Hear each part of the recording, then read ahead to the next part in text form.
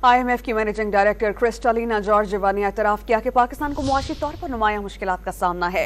World economic forum के खुसूसी session में बातचीत में MD IMF ने कहा कि कम आमदनी वाले ममालिक की हालत खराब हो रही है। कोरोना वबा में दुनिया को $3.3 ट्रिलियन का नुकसान पहुंचा।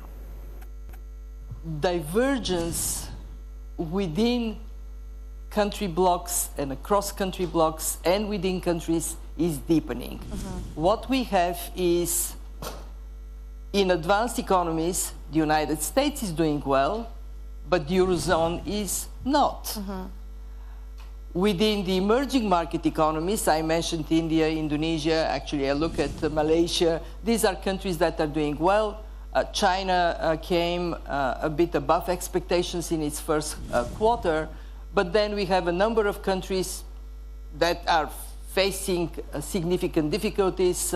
Just to mention some, like Pakistan. Egypt is doing now better, but Egypt is also faced with difficult environment. And then we have the toughest part of all, low-income countries falling dramatically behind.